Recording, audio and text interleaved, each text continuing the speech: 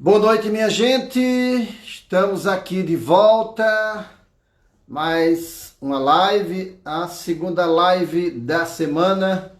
E hoje, mais uma vez, pela Rede Nordeste de Rádio, 40 emissoras, ligando o Nordeste do Litoral Sertão. A cabeça de rede é a Hits 103.1 FM, aqui no Recife. Temos emissoras em todo o estado, emissoras que têm abrangência também com a Paraíba, com Alagoas, com Rio Grande do Norte, o Ceará. E hoje a nossa convidada dessa live é a deputada estadual por São Paulo, Janaína Pascoal. Quem é que não conhece a Janaína Pascoal? Janaína Pascoal, deputada estadual por São Paulo, foi aquela advogada que, junto com Reale Júnior, fizeram a acusação da ex-presidente Dilma no processo de impeachment na Câmara dos Deputados. Ela e Reale Júnior, que propuseram ela já está aqui, recebendo a nossa integração aqui para nos acionar nessa entrevista aqui. Já chegou a Janaína. Boa noite, deputada. Como é que vai? Tudo bom? Tudo bom? Muito obrigada pelo convite, muito honrada. Nós aqui agradecemos aqui a senhora por nos ter atendido. A senhora está falando para o Nordeste, somos 40 emissoras de rádio, pelas redes sociais também, Instagram, Facebook. Saúdo todo o Nordeste, então. Saudade! Pois é, a senhora tem alguma origem aqui no Nordeste, é verdade? Sim, os meus avós, infelizmente já falecidos, eram pernambucanos, e tenho tios em Pernambuco, especificamente em Pernambuco, né? Então tenho sim. Como eu passei muito a minha infância com esses avós pernambucanos, há uma influência muito grande, né? Na minha formação, até no meu jeito de ser. Eu lembro, uma vez o doutor Almino Afonso me viu falar num evento, nós não nos conhecíamos. Aí ele veio me cumprimentar e ele falou, você não é paulista, né? Eu falei, sou. Ele falou, não pode ser, você é nordestina. Eu falei, não, minha avó. Então tem, sim, bastante influência, bastante influência. E a senhora é uma mulher valente, né? Essa valentia da senhora deve ter alguma origem aqui no Nordeste, né? Então, eu acho que é uma influência muito forte da minha avó, né? A minha avó era, assim, uma pernambucana, assim, matriarca, entendeu? Meu avô sempre foi uma pessoa extremamente responsável, com os filhos, com tudo, mas ela era a personalidade dominante. Então, eu acredito que tem uma influência forte dela, sim. Agora, Ela faz muita falta. Deputada Janaína Pascoal, a família era aqui de Recife ou era do interior de Pernambuco? Não, eles eram de Recife, né? Na verdade, mais para Olinda, mas é tão junto, né? Então, era mesmo Recife, não era interior, não. Mas eles saíram muito cedo daqui, não é isso? Não, olha, eles casaram muito cedo, tiveram 4 filhos em Pernambuco, e aí vieram para São Paulo, onde tiveram 4 filhos. Então, assim, não vou dizer que seja metade da vida, né? Porque casaram muito cedo, mas uma boa parte da vida foi em Pernambuco, sim. E quando foi a última vez que a senhora esteve aqui em Pernambuco? Nossa, já tem um tempo. Já tem um tempo. Não sei precisar exatamente, mas já tem um tempo. Naquele processo do impeachment da Dilma, a senhora não apareceu por aqui. Porque tinha muitas palestras, tinha muitos eventos e tal. Mas durante aquele processo da Dilma, não, né? Não, eu acho que eu estive depois do processo uma vez. Agora, com a sua pergunta, estou lembrando aqui. Eu estive depois do processo uma vez, mas não fui para palestra, não. Eu fui para fazer uma audiência. Se eu não me engano, tinha um julgamento. Eu fui sustentar oralmente num julgamento. Mas não foi para fazer palestra, não. Eu tomei uma posição naquela época que eu evitei palestras, entendeu? Primeiro porque o trabalho que o processo dava era muito grande. Quem olha de fora não tem dimensão do trabalho técnico, jurídico que foi aquele processo, entendeu? Então, assim, é uma matéria árida, né? É uma matéria que, sob ponto de vista teórico, né, ela enseja muita análise, muito estudo, e a quantidade de documentos, ela era enorme. Então, eu evitei, né, por este motivo primeiro, quaisquer atividades que não fossem essenciais. Então, eu dava aula, não podia deixar de dar aula, eu tinha o meu escritório, não podia deixar, né, de cuidar dos meus casos, e eu tinha esse processo, que realmente é um processo, do ponto de vista do trabalho, ele é histórico, né? E eu também entendi que não era adequado adotar, assim, não só pela falta de tempo que era real, mas, assim, eu fiquei com medo que alguém achasse que eu estaria, vamos dizer assim, querendo me promover com o processo, entendeu? Então, o tempo faltava mesmo. Mas mesmo quando havia tempo, eu tomava esse cuidado, né? Mesmo depois, assim, muitas câmaras de vereadores no Brasil inteiro fizeram contato, me convidando para ir receber títulos, né, de cidadã da respectiva cidade. E, em regra, os convites eram feitos com tudo pago, passagem, estada. Eu agradecia e eu recusava, porque eu não queria, de maneira nenhuma, que transparecesse qualquer intenção, entendeu? De promoção pessoal por força do processo. Foi um processo que eu promovi, porque entendia e entendo, né, muito importante para o país. Achei que aquele processo explicou muito, né, do fato até de eu ter feito direito, porque se a gente abraça algumas coisas na vida e não sabe bem, né, por quê? Eu sentia durante aquele processo inteiro uma explicação meio divina, sabe, do porquê eu ter estudado direito. Então, foi muito importante nesse aspecto para mim. Foi muito custoso em todos os sentidos, mas ao mesmo tempo muito importante. Então, eu achei que não era caso, sabe? Agora, também, outra pessoa que eventualmente aceitasse esses títulos não teria nada de ilícito. Quero deixar claro aqui que eu não estou com essa resposta criticando ninguém, não, tá? Por favor. Agora, Janaína, eu acompanhei de perto o processo do impeachment, porque eu morei 20 anos em Brasília, estou muito presente em Brasília, e a época do impeachment eu acompanhei a senhora lá, aquelas coletivas que a senhora dava lá e tal. E a senhora surgiu assim com uma coisa nova, porque, na verdade, o jurista conhecido do processo era o Reale Júnior, né? A senhora saiu assim do nada, ninguém conhecia a senhora, né? Aí a estrela era o Reale Júnior. Como é que a senhora se sentiu chegando assim como uma desconhecida no processo? Então, vamos só recapitular um pouco dessa história. O professor Miguel não entrou no primeiro momento. O professor Miguel, ele tinha uma posição de que não cabia pedir impeachment por causa dos eventos passados. Ele não aceitava falar no Petrolão. Então, quando eu o convidei para nós ingressarmos com a ação, ele, num primeiro momento, disse não. Aí eu fui buscar, até eu lembro que eu escrevi um e-mail para ele, falei, professor, estou insistindo para nós entrarmos juntos, né? Se o senhor não quiser, eu vou buscar outra pessoa. E ele não quis, e eu fiz isso mesmo, né? Bati na porta de muito jurista, muito professor, pessoas mais sênior, né? Porque é uma responsabilidade muito grande. Eu recebi uma série de nãos, até chegar no doutor Hélio Bicudo. Então, assim, doutor Hélio Bicudo me acolheu, né, de uma maneira assim que eu não vou esquecer nunca na minha vida, porque eu considero um encontro espiritual, inclusive, né? Nós não nos conhecíamos. Com o professor Miguel, eu conhecia há muito tempo, o professor Miguel foi meu orientador, entendeu? Foi chefe do departamento, eu era professora no departamento. Com o doutor Hélio, eu não tinha contato nenhum. E eu não precisava... sabe uma coisa assim, que você diz uma frase e a pessoa termina a frase?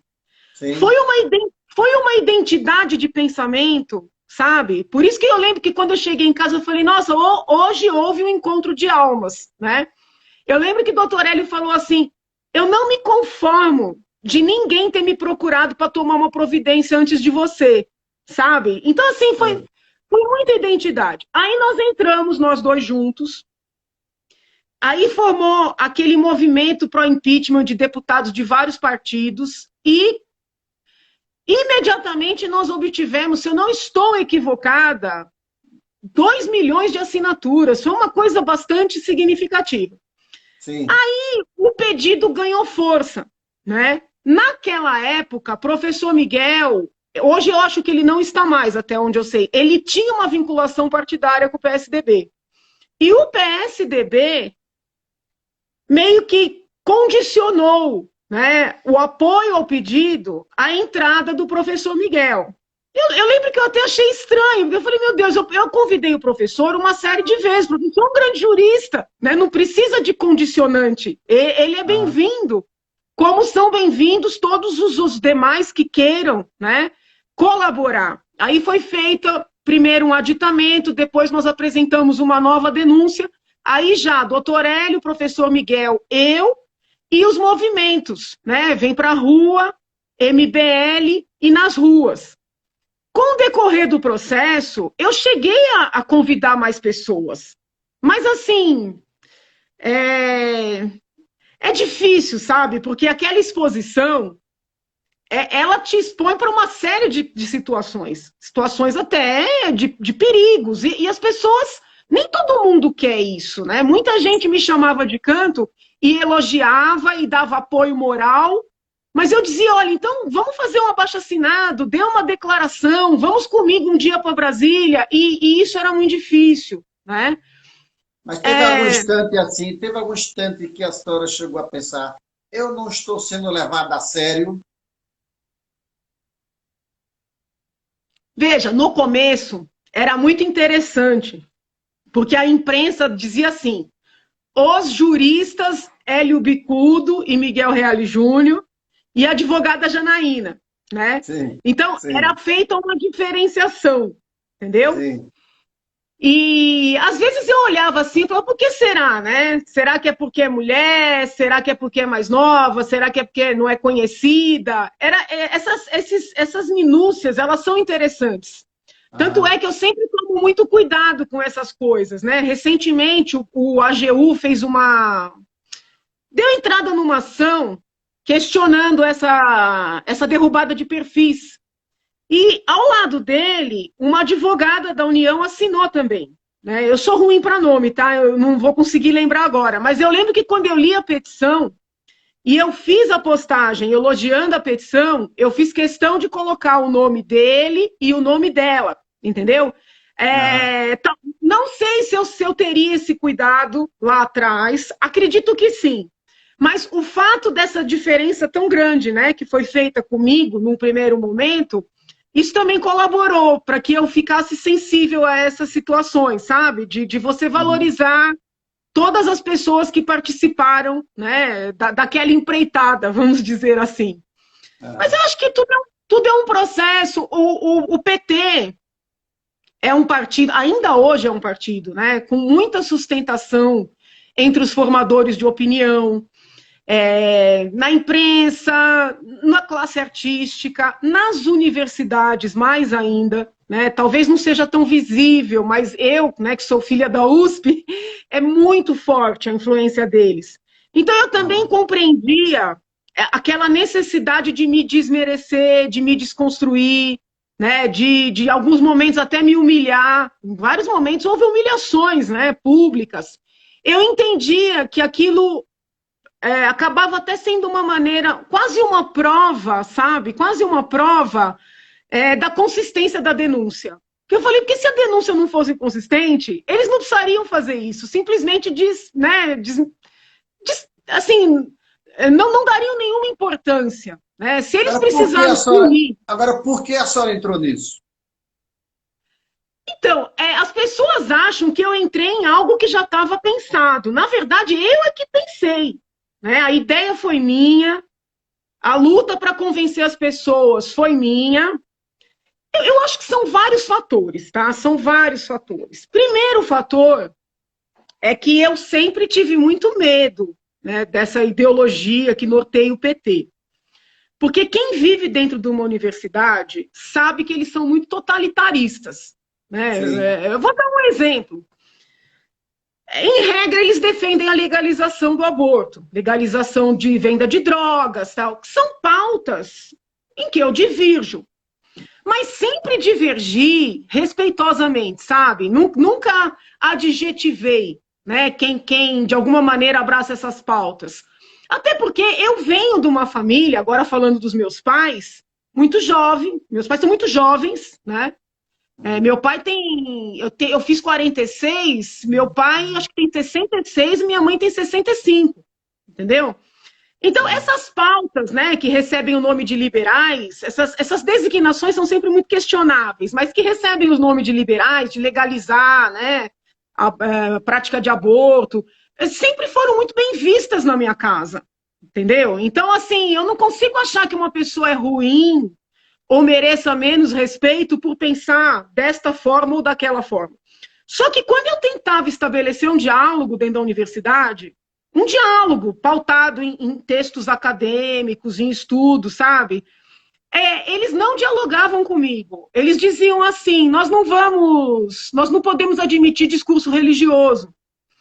Então, era uma desconstrução constante, né? E eu via esse autoritarismo, muitas vezes perseguições, né? Nem todo mundo aguenta ser humilhado diariamente, sabe? Algumas pessoas se submetem, outras pessoas se retiram. Então, assim, isso já me incomodava. Aí, bom, você pensava assim, tudo bem, ao menos, né, são terríveis, são autoritários, mas ao menos, só que a gente começou a ver que o ao menos não existia, porque os desvios já não eram mais de 1.000, como antigamente, passaram a ser de bilhões, entendeu? Então, eu comecei a colecionar fatos, dados, elementos, entende? Eu fui juntando isso tudo. E eu achei que tinha que tomar uma providência, porque eu também tinha uma proximidade muito grande, né? Eu acompanhava muito de perto o que estava acontecendo na Venezuela. E era muito incômodo ver como eles defendiam, e ainda defendem, né? O governo de Hugo Chávez, o governo de Maduro. Eu falava assim, meu Deus do céu, esse pessoal vai fazer daqui o que está acontecendo lá. Então eu tenho que tomar uma providência. Entendeu? Quando eu tive acesso ao processo, na verdade não era um processo tecnicamente, mas ao procedimento conduzido pelo procurador de contas, doutor Júlio Marcelo, falei, nossa, mas aqui está a prova de tudo que eu venho falando, entendeu? Uhum. E assim, aí eu fiquei convicta de que tinha que pedir o impeachment. Mas assim, sendo bem honesta, eu nunca achei que era eu que tinha que pedir. Eu achava que alguém tinha que pedir. Então eu me dispus, vamos dizer assim, a explicar para as pessoas, sabe, qual era a tese, né? Me voluntariei a escrever, né? Porque eu não imaginava esse papel para mim. Eu imaginava mesmo alguém mais sênior, alguém muito conhecido. Só que assim, eu comecei a perceber que ninguém tinha coragem de enfrentar. E o doutor Hélio... Ninguém tinha coragem de enfrentar o PT, né? E o doutor Hélio Bicudo tinha coragem, mas ele já estava com 95 anos. Tinha tido um problema cardíaco. Tanto é que ele não pôde voar, né? Ele queria ter ido para Brasília. Tem uma ideia, ele chegou a sugerir para Brasília de carro, porque como o cardiologista dele não recomendava pegar avião, ele queria ir de carro. Eu falei, doutor Hélio, de jeito nenhum. Imagina que eu vou levar o senhor de carro para Brasília e só tem uma coisa no meio do caminho. Então, assim, o que eu comecei a perceber, e aqui quero registrar o apoio da filha do doutor Hélio, né, Maria Lúcia Bicudo, a esse trabalho todo, porque se a filha não tivesse, vamos dizer assim, consentido, né? Claro que ele era um homem lúcido, um homem autônomo, independente. Ele mesmo disse que não precisava de consentimento. Mas é complicado uma pessoa de 95 anos. Se ela não tivesse, vamos dizer assim, apoiado, não teria ido para frente. Então, eu percebi que se eu não fizesse, ninguém faria. Entendeu? Eu falei, eu vou fazer. Se der errado, pelo menos eu não vou ficar com aquele sentimento de que eu não agi, entendeu? E começamos a ganhar apoio, as coisas foram acontecendo. No meio do caminho, houve muita confusão. Assim, muita confusão. Porque Mas, essas confusões, deputada Janaína Pascoal, era porque ela se dava no questionamento de que a Dilma não tinha cometido crime de responsabilidade fiscal, né? não, a confusão não foi essa. Essa foi a tese da defesa da presidente, da ex-presidente. A confusão é que muitos apoiadores do processo não queriam tratar de petrolão no curso do processo. Entendeu? Mesmo políticos que apoiaram o impeachment, eles queriam tratar apenas das questões fiscais, né? Das pedaladas, dos decretos. Isso. Que são crimes, viu? São crime de responsabilidade. As pedaladas fiscais, que foi o argumento básico. Isso. E eu entendia e entendo fundamental mostrar todo o contexto dos desvios bilionários na Petrobras, dos empréstimos bilionários para as ditaduras, né, amigas, por meio do BNDES, dos empréstimos também bilionários para empresários escolhidos a dedo. Né? Na minha concepção, a gravidade das fraudes fiscais, que na verdade foi uma fraude para encobrir o rombo dos desvios, ela estava nesse contexto. Então, essa foi uma das divergências respeitosas que eu tive com o professor Miguel. O professor Miguel entendia que nada disso tinha que estar, entendeu? Ele achava que tinha que ser a parte fiscal. Jurídica mesmo. Não, mas isso é jurídico, né? A parte fiscal. Porque assim, e eu insisti, entendeu? Eu falei, olha, não, eu quero mostrar a realidade do que está acontecendo, entendeu? Eu não vou abrir mão de mostrar o todo. Até porque esse todo, ele foi importante, eu vejo dessa forma, para o próprio desenrolar de outras investigações. Né? O fato de mostrar o que era aquele petrolão, o que era esse BNDES-ão, entendeu? Acabou também dando alguns caminhos, até para que agentes do Estado, agentes de repressão, puxassem outros fios, entendeu? Então eu vejo aquele processo ao lado da Lava Jato como um grande processo de depuração do país, né? Uhum. Por isso que eu fico atenta com tudo que acontece com a Lava Jato, que não significa uma convergência de 100%. Eu acho sempre importante a gente falar isso. Você vê? A gente faz um processo de impeachment, não concorda 100% com quem está do lado, apoia a Lava Jato, sem concordar 100%. Isso é muito difícil para a cabeça do brasileiro ainda, né? Você apoiar alguma coisa, um movimento, uma pessoa, sem ter aquela subserviência, né, do concordar 100%. Então, eu tenho, assim, reconheço a importância da Lava Jato, tenho aí uma ou outra divergência de ordem teórica, principalmente, né, das ideias que são defendidas pelo doutor Dellaiol, até mesmo pelo próprio ex-juiz, ex-ministro Sérgio Moro. Mas, assim, não reconhecer a importância do trabalho deles nesse processo de depuração do país, ou querer dizer, né, que eles teriam praticado algo ilícito, eu acho assim tão surreal, eu não tenho nem outro adjetivo para utilizar, né? E eu penso que aquele processo, ele foi parte dessa depuração que também integra a Lava Jato, né? O que a gente pode, assim, o que eu imaginei na época, então até escrevi sobre isso, é que a Dilma não caiu por causa das pedaladas fiscais, mas pelo conjunto da obra, né? Então, mas o conjunto da obra, quando as pessoas falam em conjunto da obra, elas pensam assim, porque ela tinha um jeito, as pessoas eventualmente não se davam bem com ela, por causa da crise econômica. O conjunto da obra ao qual eu me referia, inclusive durante as audiências, era o conjunto com o petrolão, conjunto, sim, entendeu? Sim, o conjunto da obra que eu estou falando é a roubalheira, é a corrupção. Se a gente for olhar para trás, eu acho que pode-se dizer que Passadina já era, né? Começou com Passadina, entendeu? Sim. Então, sim. assim, tantos contratos, com tanto prejuízo, tantos avisos dos funcionários de carreira, né, no Tesouro Nacional, entendeu? E eles insistindo em fazer errado, porque às vezes não é fácil administrar. Você pode errar. Aí vai um funcionário de carreira e fala: olha, presidente ou ministro, não é assim, entendeu? Dá um encaminhamento, e a pessoa insiste, a pessoa insiste. Então, nesse aspecto, o conjunto da obra, eu acho que foi criminoso sem precedentes, né? Sim, sim, sim. Agora, quando Espero a que não, senhora.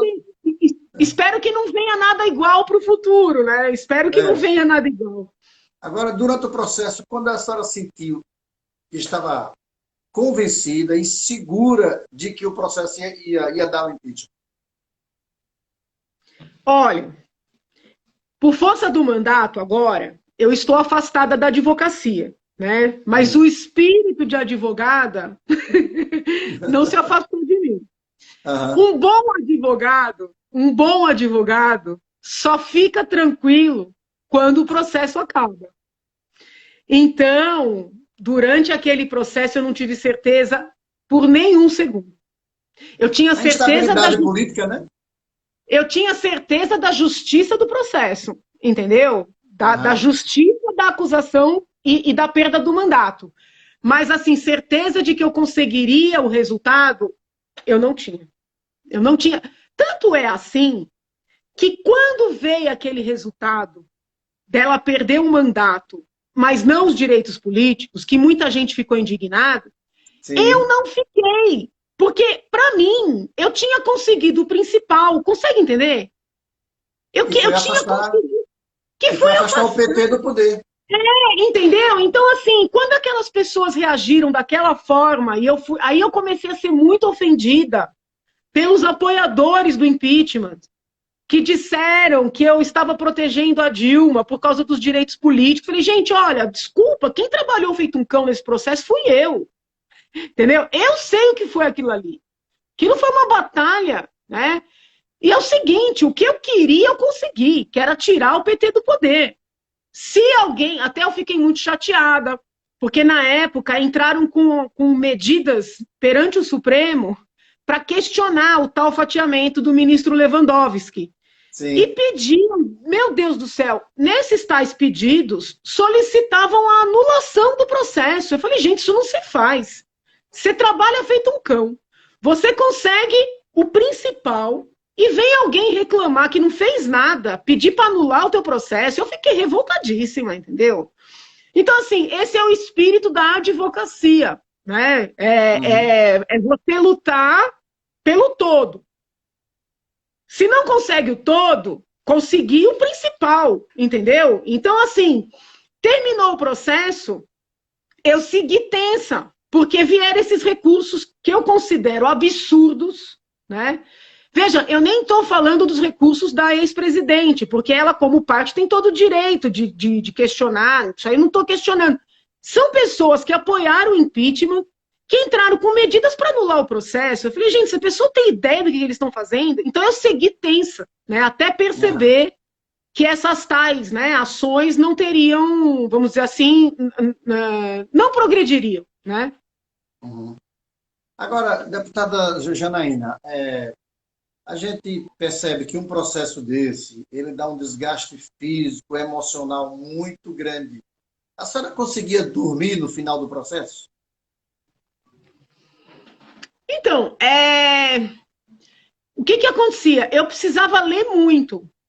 Então, assim, não raras vezes eu precisei vir à noite, lendo documentos, relendo documentos, ouvindo depoimentos.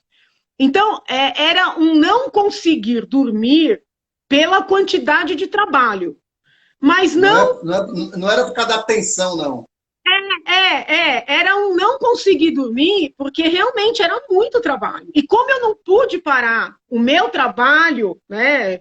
Eu, pode pedir uma certidão lá na USP, eu não faltei aula. No meio daquele processo, eu segui dando aula, né?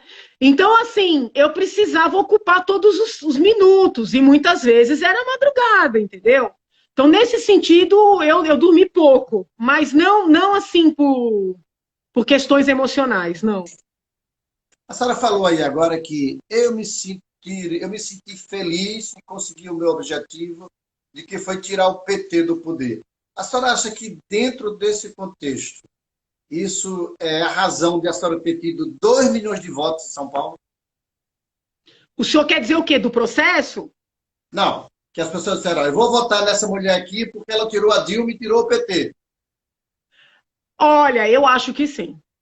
Eu vou lhe dizer, aconteceu uma coisa intrigantíssima. Durante a campanha, pessoas me pararam e disseram assim, a senhora, eu nem concordava com a senhora de tirar o PT.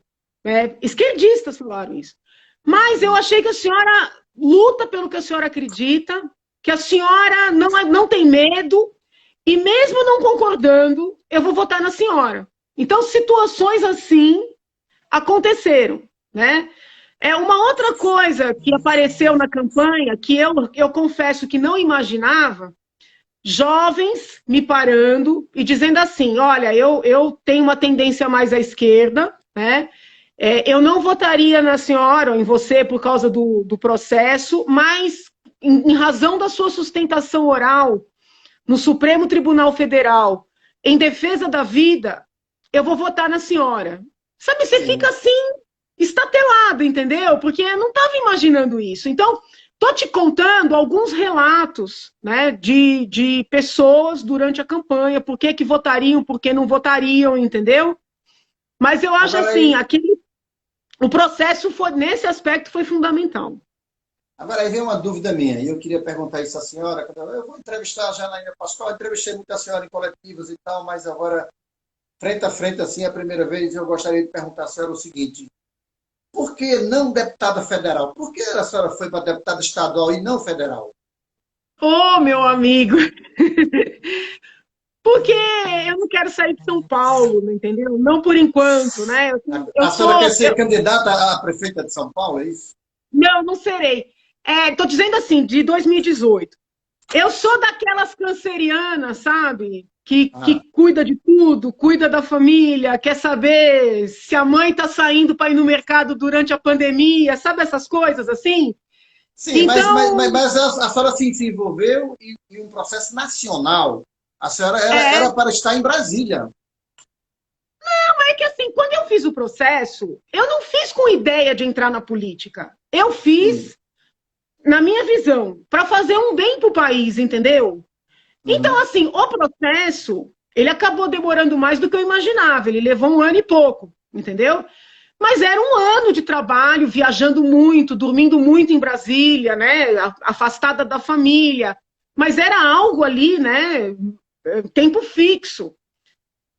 Deputada federal, senadora, é complicado. E outra, eu não aceitei, num primeiro momento, o convite do presidente para sair a vice, para não ter que ir para Brasília. Entendeu? Então, assim, pelo amor de Deus, não é nada contra Brasília. É a favor de permanecer com a minha família, entendeu? Então, assim, veja bem, se o convite para ser vice não deu certo porque eu queria ficar sediada em São Paulo, eu vou sair a deputada federal, por mais importante que seja o cargo, né? Eu não estava querendo entrar na política, entendeu? E outra, como deputada estadual, eu tenho algo que é importante, que na verdade foi o motivo pelo qual eu acabei me candidatando. Eu tenho a garantia de fala.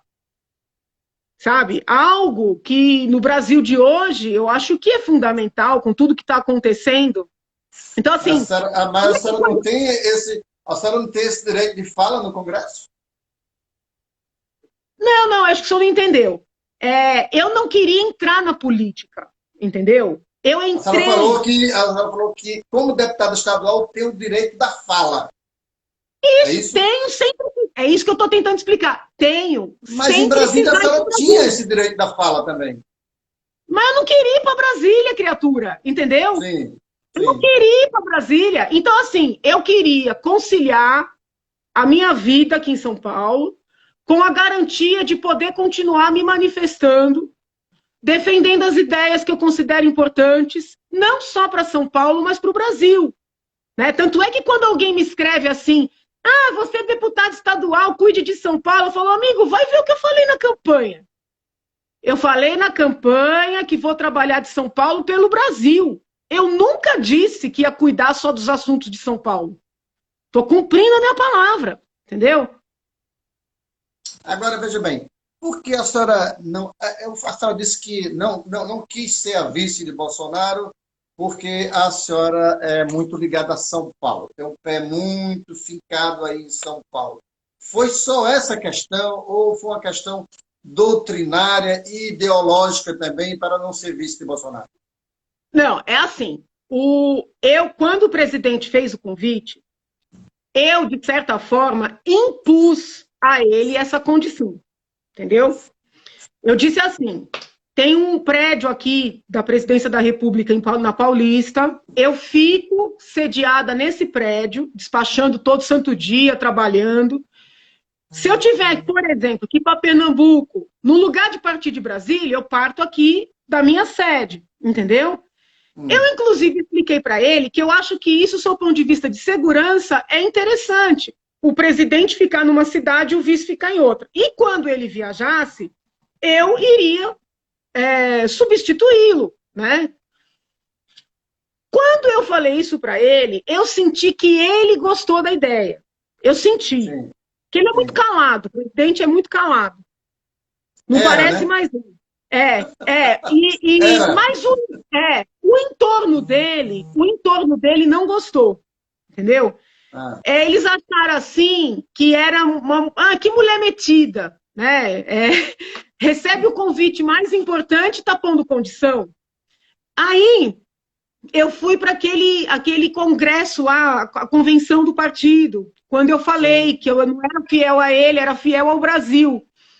Isso, na base dele, foi como uma bomba, entendeu? Foi como uma bomba. Sim. Então, eu acho que acabou havendo um estremecimento de lado a lado, sabe?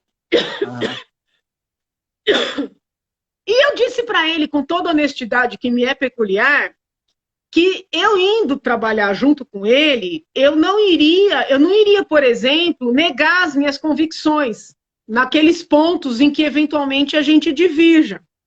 Então, assim, eu acho que foi um somatório, né? Mas, por exemplo, se não houvesse essa questão de São Paulo, eu não teria pedido para pensar, eu teria dito sim. E depois a confusão ia estar feita. Porque eu não sei... Eu não sei como é que seria, né, duas pessoas assim de personalidade tão forte juntas, entendeu? A senhora teria rompido já. A senhora teria rompido já. Ou talvez tivesse conseguido de alguma maneira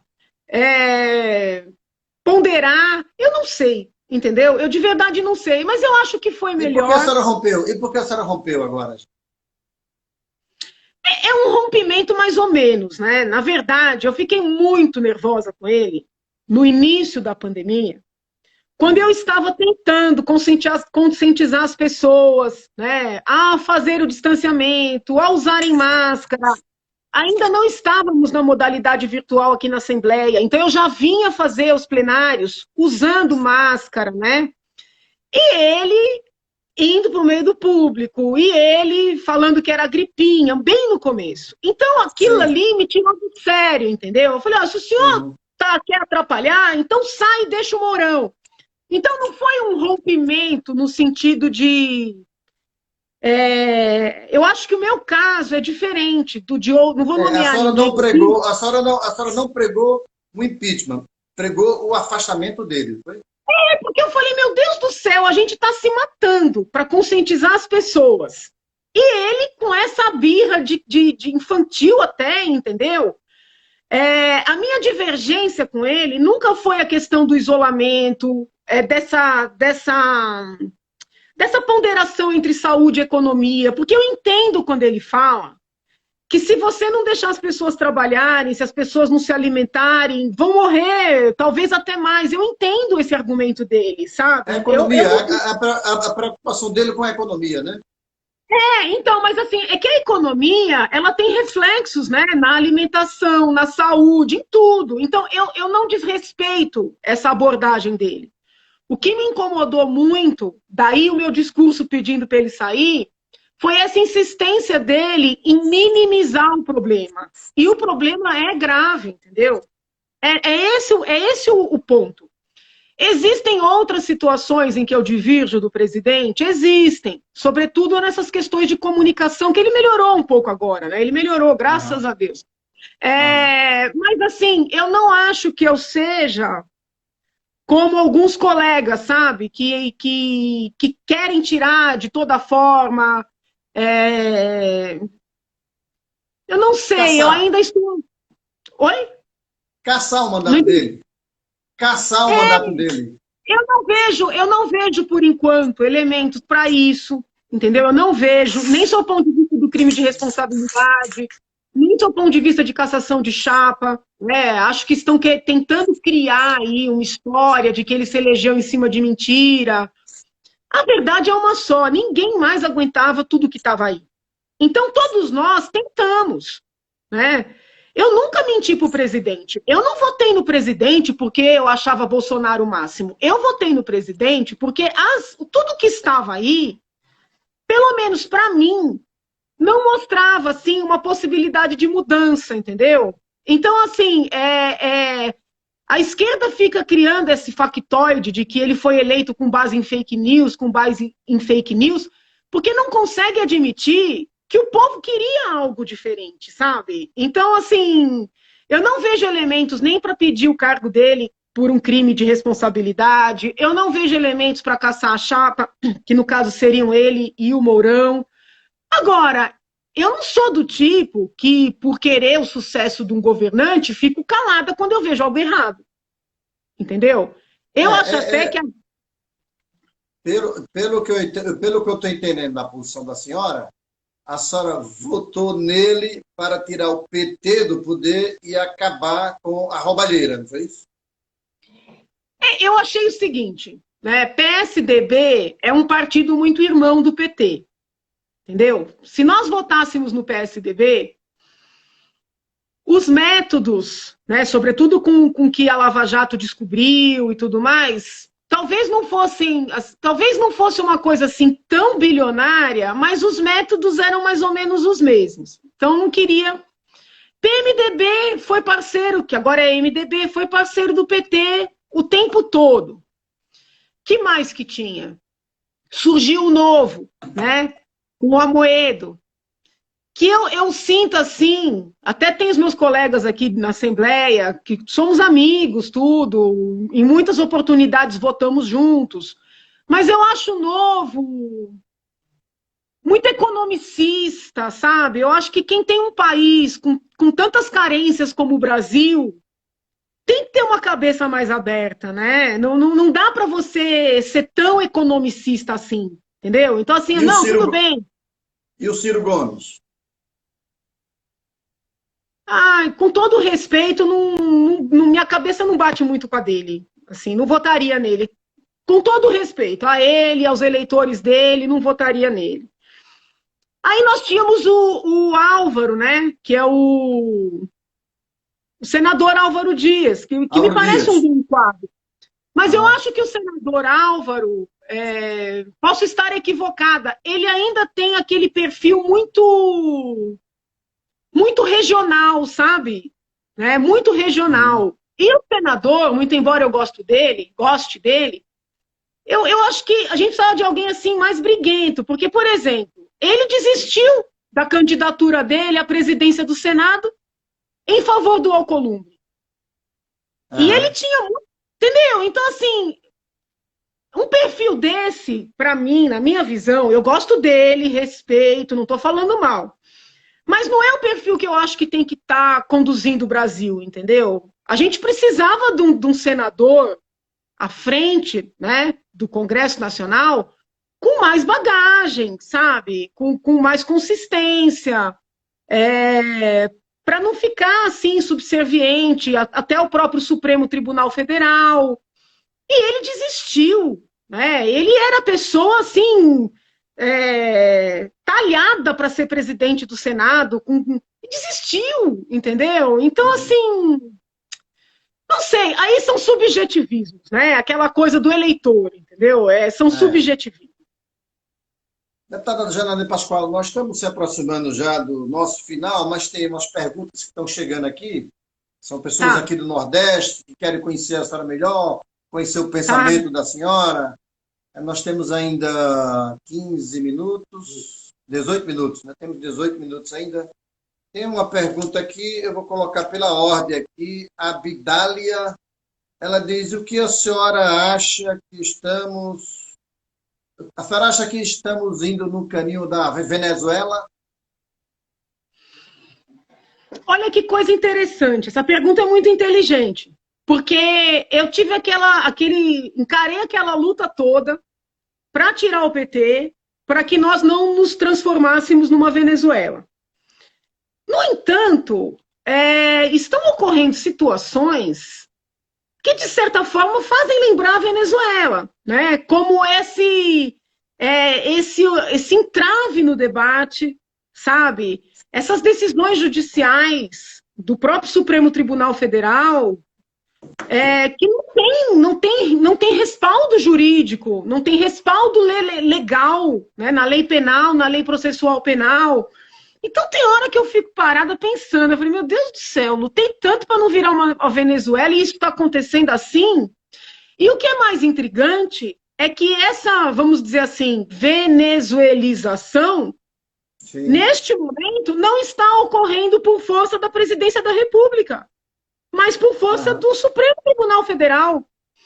Então é algo muito assustador, né? É algo que eu ainda estou, vamos dizer, elaborando, né? Porque é aquela história vivida, entendeu? Hoje eu vi que o ministro Gilmar Mendes deu uma entrevista dizendo que graças a esses inquéritos no Supremo, graças ao Supremo, a sociedade brasileira vai evoluir. Ele quis dizer o seguinte, que esse trabalho do Supremo vai fazer com que as pessoas se comuniquem com mais respeito, com mais urbanidade. Eu entendi o que ele quis dizer. Uhum. E realmente, o nível de desrespeito está muito elevado na comunicação. Porém, eles não podem fazer isso por meio do direito penal sem previsão legal, entendeu? Uhum. Né? Não tem previsão legal para tirar perfil das pessoas, sabe? Para inviabilizar, como está acontecendo, que eu estou muito agoniada, né? Tirando vídeos de médicos que defendem o tratamento precoce no caso da Covid. Eu nem estou falando de cloroquina, estou falando de tratamento precoce. Como assim tirar um vídeo? A senhora teve Covid, não foi? Tive. Como é que a senhora se curou? Na verdade, assim, claro que todo paciente tem uma crença, né? Eu acredito que o que me curou foram os anticoagulantes, tá? Porque eu estava com muitas dormências, estava com muito problema de circulação, com índices, né, nessa seara alterados, e isso é um dos impactos da Covid nas pessoas que agravam o quadro. Então, essa é a minha percepção, é que o anticoagulante é que fez a diferença.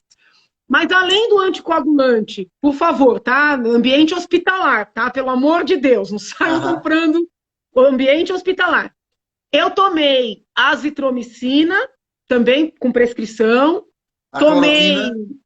Não. Os médicos não prescreveram, entendeu? Eu tomei o que os médicos prescreveram.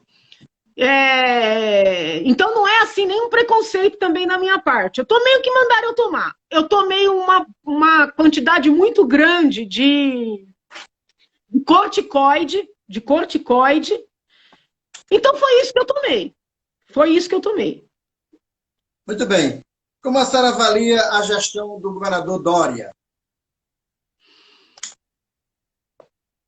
Olha, eu tenho algumas convergências, algumas divergências, né? Então já conversei com ele tem um hábito positivo de fazer reunião com os deputados todo mês. né? Então, os deputados se inscrevem e falam, ele ouve. Eu acho isso positivo. Mas eu tenho algumas divergências, né? Então, por exemplo, essa coisa da privatização é algo importante, ou desestatização, porque podem ser concessões e tal.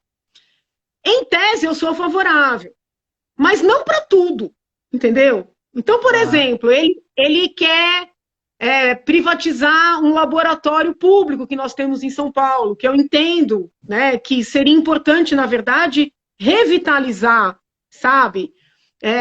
Tem aqui um instituto, o Oncocentro, que cuida de pessoas com câncer. É um instituto assim muito quase manual, sabe? Eles fazem prótese para face. Então eu fui lá visitar, literalmente o paciente tira o rosto, literalmente. Então é um trabalho muito importante. Aí alguém diz para ele que os números não estão positivos, ele quer privatizar. Então, O que atrapalha a Dória, deputada Janaína Pascoal? Não é ele já estar com a cabeça dele em 2022, pensando em ser presidente? Eu acho que isso não é o que atrapalha a Dória, é o que atrapalha 98% dos políticos brasileiros, entendeu? A pessoa recebe o resultado de uma eleição e já está pensando na próxima. Se a pessoa tivesse com a cabeça na próxima para fazer um bom mandato, para mostrar para o eleitor que vale a pena votar nele, tudo bem. Mas, na verdade, põe a cabeça na próxima e esquece o mandato que já tá conquistado, entendeu? Então, assim, eu tenho insistido muito que as pessoas foquem no presente, né? Trabalhem no presente, entendeu? Construam no presente. Mas no Brasil é assim, deputada Janaína. Os políticos saem de uma eleição, no dia seguinte já começam a próxima eleição. É assim no Brasil. Mas assim, eu acho que isso é muito ruim, sabe? Isso é muito ruim. Eu penso que os problemas que nós enfrentamos têm a ver com isso, né? Com os interesses muito, muito próprios assim das pessoas. Tem uma pergunta aqui de uma professora aí de São Paulo perguntando quais são os seus objetivos e os seus sonhos na vida pública. Eu acho que ela está querendo que eu pergunte se a senhora quer ser candidata à presidência da República. Então, é tão interessante, de tanto eu dizer que a gente tem que viver um momento, entendeu? Dar o seu melhor para esse trabalho do hoje. Eu não sei, entendeu? Você me disser assim, olha, Janaína, o que você vai... Não é mentira, eu não estou fazendo jogo de cena, sabe? Eu não sei. E esse processo todo, né, de sofrimento, de amadurecimento, ele mostra, pelo menos para mim mostrou, que a gente não é muito dono do nosso destino, sabe? As coisas vão acontecendo, sabe? Por isso que eu vejo esse povo se digladiando, pensando na presidência. Eu quase morri agora, em março. Ninguém sabe quem vai estar vivo, sabe? E é querendo assim... A senhora ia morrendo por causa da Covid? Eu fiquei bem mal, eu passei muito mal. A senhora se internou e tudo? Sim, mas não cheguei, graças a Deus, não cheguei a ser entubada. Mas o que eu quero dizer é o seguinte... Nós não sabemos quem vai estar vivo em 22. Nós não sabemos quem vai estar vivo em novembro agora, para as eleições municipais. Para que esse inferno todo, entendeu? Então, assim, eu não sei. De verdade, eu não sei. A senhora não sabe, mas se passar o cavalinho selado e chamar a senhora numa grande convergência, a senhora aceita. Não, porque já chamaram, eu não aceitei. Quantas vezes me chamaram para um monte de coisa grande e eu não fui? Isso aí tem que esperar um momento, entendeu? Para sentir. Eu acho que, primeira coisa, sentir se você é o melhor quadro. Né? Eu acho que quando você ama um país, você tem que ter a nobreza de reconhecer que naquele momento histórico, para aquela missão, outra pessoa é melhor que você. Entendeu? Bom, deputada Janaína Pascoal. Pergunta aqui do Nordeste. A visão da senhora em relação ao Nordeste. O que é que falta para o Nordeste prosperar? O que falta para o Nordeste prosperar? Eu não estou querendo acusar ninguém, né? Eu acho que ainda tem muito desvio de dinheiro público, né? Basta ver aí esses valores todos, entendeu? Envolvendo as verbas para o combate à pandemia, no Nordeste, também um pouco no Norte. Recentemente, esse escândalo, né, envolvendo o dinheiro do Fundeb. E nesse ponto, eu não concordo com o ministro Moro em tudo, não, mas nesse ponto eu sou da ala do Moro. Eu acho que falta aprender, entendeu? Falta aprender. Porque ficam aqueles processos muito longos, aquelas investigações muito longas, numa situação que você já está vendo que o negócio é complicado, porque não é uma divergência, né? Olha, a pessoa pegou o dinheiro para colocar gasolina na ambulância, o dinheiro era da educação. Não é disso que se está falando, entendeu? Está falando de desvio, de superfaturamento, de empresa de amigo, sabe? Peculato, lavagem de dinheiro. Então, acho que tem que prender. Porque prendendo, eles vão parar, né? Que ninguém tem medo de processo mais, tem medo de prisão. Vão parar, aí vai sobrar um pouco mais de dinheiro para poder investir, né? Eu acho que no Nordeste, toda vez que eu vou para o Nordeste, eu acho que as crianças nordestinas tinham que aprender inglês logo cedo, né? Tinha que ser um programa mesmo, né? Porque é uma área muito propensa ao turismo, sabe? Isso. E às vezes a população não está preparada, muito embora todos os nordestinos recebam muito bem, né? Sejam pessoas muito amorosas. E eu falo também para o Norte, acho que o Brasil como um todo, né? Falta aquele aprimoramento, entendeu?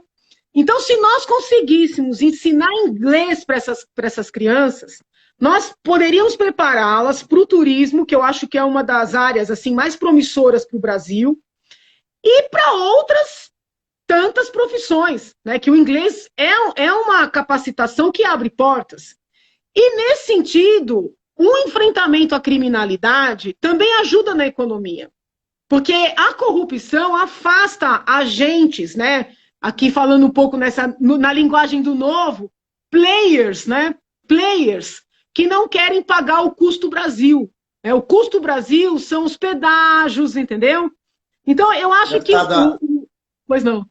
Deputado, eu queria só que o tempo está encerrando aqui. Eu falo demais isso, tem que cortar. Nós estamos numa rede de rádio aqui, eu queria só deixar aqui esse tempinho que está faltando para as despedidas finais, dizer que foi uma grande emoção, um prazer grande ter aqui a senhora falando aqui com a gente para o Nordeste e agradecer e dizer que foi muito bom. Muito bom para mim também, Magno. Deus abençoe, muito obrigada, né? Muita saúde para o Nordeste. Eu venho de uma família que saiu de Pernambuco, né? Assim, eu acho que a segunda neta, não, a terceira neta que conseguiu terminar a faculdade. Terminei a faculdade antes do meu pai, acabei servindo de estímulo para o meu pai estudar.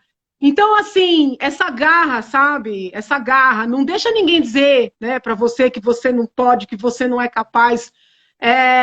O povo brasileiro é capaz, o povo nordestino é capaz, né? Eu acredito.